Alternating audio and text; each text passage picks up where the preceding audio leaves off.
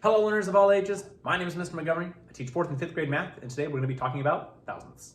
Now, when it comes to thousandths, it can be written as either a decimal point or as a fraction. So just as a review, anything that has to deal with decimal points on a place value chart is at the far right-hand side. So once it is separated after the ones place, we have a decimal point. Now, we would call this decimal point and when we are reading numbers. So we have 1/10, we have 0 and 1/10. The tenths place is one place after the decimal point. The hundredths place is 2 places after the decimal point. And the thousandths place is 3 places after the decimal point. I have a couple of underlying numbers. Do you see how we have 1 0 in 1/10? Well, it goes 1 space after the decimal place. I have 2 zeros here. It goes 2 places after the decimal place. And 3 zeros for a 1,000th goes 3 places after the decimal place. So if I have the fraction 5 thousandths, how would that look like as a decimal? Well, I don't have a whole number, so I know it's 0 and. Well, 1, 2, 3 for my places behind. 1, 2, 3 for my places behind. 1, 2, 3. And I know that the last number has to be 5. So the other 2 are filled in with zeros. This would be 5 thousandths written as a decimal. Let's try another example. I have 945 thousandths. Well, I know that I don't have a whole number off to the side. So I know my first number is a 0 and. Well, it's a thousandth. So 1, 2, 3 thousandths. 1, 2, 3. 3 place values. And I know that I have 3 numbers in my numerator spot that'll fill in all 3 of those places. 945 thousandths. But what if I had a mixed fraction? 12 and 1/10. The reason I say and is because I'm talking about the whole number being separated from the fraction part. 12 and 1/10. So 12 is my whole number. And when I read it, 12 and 1/10 means that I have a decimal point named and it's 1/10. Well, 1/10 has 1 space behind the decimal, and I have 1 digit right here in the numerator spot, so I'll have 12 and 1/10. Now, sometimes they'll give you a decimal and ask you to write the number name. I have 5 and 159 thousandths. Now, if I didn't know that it was 5 and 159 thousandths, I would start with my whole number furthest to the left. I could write 5, because 5 is my whole number. And is my decimal point, 5 and. Well, I can write the whole number of 159. 159. And now I figure out what place value I have.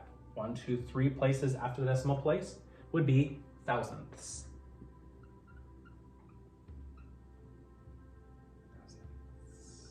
There we go. So now I've written it in number name, 5 and 159 thousandths. And lastly, they might ask you to write a decimal point based on the number name and convert it. So I have 1 and 1,000th. Well, 1 is my whole number because I know it comes before and. So 1 and 1,000th. Well, 1,000th written as a fraction would kind of look like this. 1,000th. And I know that has 3 spaces behind it. 1, 2, 3. And I know my last digit is going to have the number 1, but the rest are going to be filled in with zeros. 1 and 1,000th. One last thing that they're wanting you to do is write equivalent fractions, or equivalent decimals, excuse me.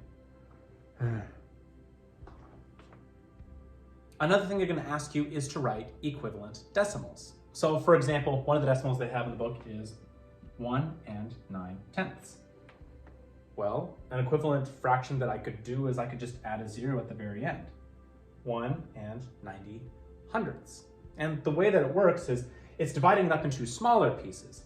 So for example, if I had one whole cake and I had another cake over here that's divided up into 100 pieces. 3, 4, 5, 6, 7, 8, 9, and 10. And 1, 2, 3, 4, 5, 6, 7, 8, 9, and 10. We'll just make it work. And 90 of them are all colored in.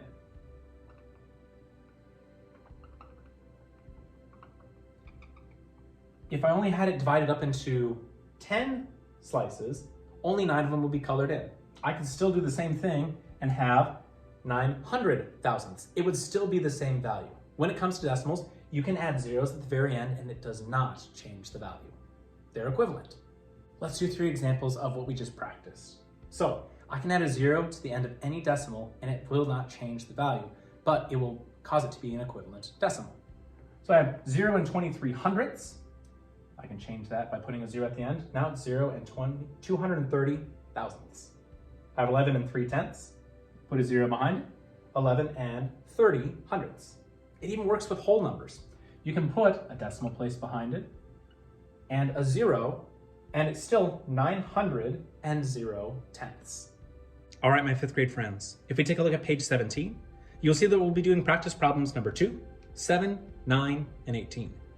For number 2, the directions say write as a decimal. So you have 2 and 95 hundredths.